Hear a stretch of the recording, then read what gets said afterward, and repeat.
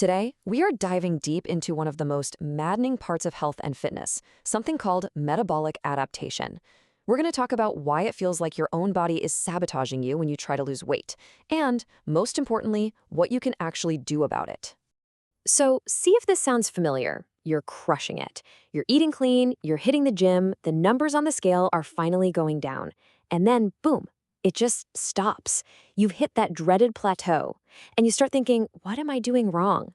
Well, I'm here to tell you it's not a lack of willpower, it's biology. To really get what's going on, you have to look at it from your body's perspective. This isn't your body failing you, this is your body trying to save you. We're talking about an ancient survival program hardwired into our DNA from a time when famine was a real threat. And this whole protective response, it has a name: metabolic adaptation. Now here's the key part.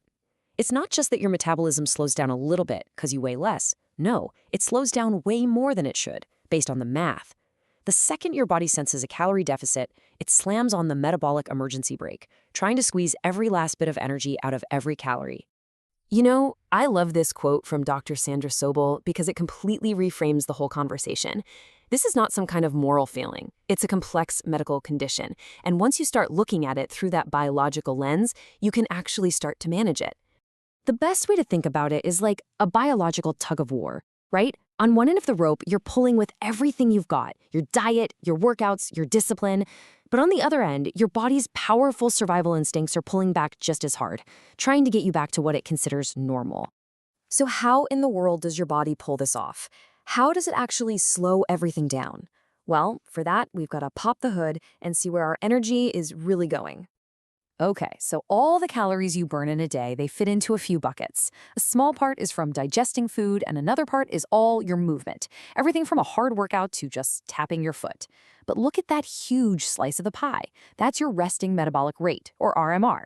It's the energy you burn just to stay alive, and it can be up to 70% of your total burn.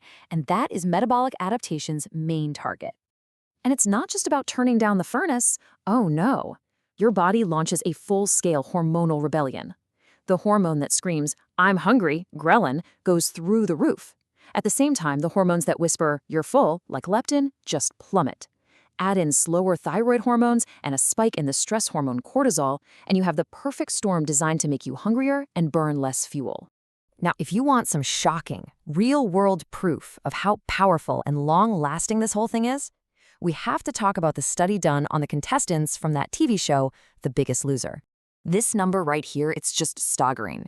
Researchers followed up with the contestants 6 years, 6 times years after the show, and on average, their metabolisms were still suppressed by almost 500 calories a day. Not compared to when they were heavy, but compared to what they should have been burning at their new lower weight. I mean, let that sink in for a second. A 500-calorie penalty every single day. That's like someone else getting to eat a whole extra meal and you're just trying to stay even. It explains so clearly why it was an almost impossible uphill battle for them to keep the weight off. Their bodies were actively fighting them long after the cameras were gone. Okay, so that brings us to today, because now we have these new, powerful weight loss drugs, the GLP-1s. And while they're helping people lose weight faster than ever, we're starting to see a very modern twist on this very old problem. Here's the catch. These drugs are great at helping you lose fat, for sure. But look at this. A huge chunk of the weight that comes off is actually lean mass. We're talking about your muscle. Some big studies, like the Step 1 trials, showed that almost 40% of the total weight lost was precious, metabolically active muscle.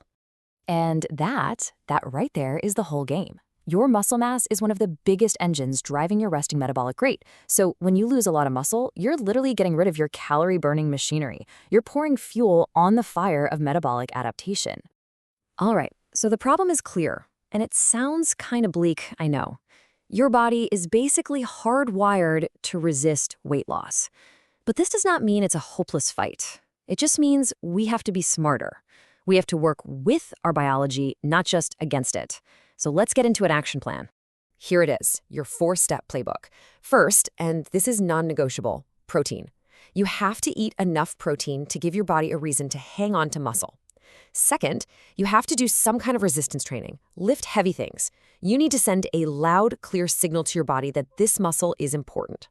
Third, think about diet breaks. Planned periods of eating normally can actually help reset some of those hormones we talked about. And finally, don't sleep on sleep and stress management. They're huge for keeping that cortisol hormone in check. So in the end, it's not really a battle. It's more like a game of strategy.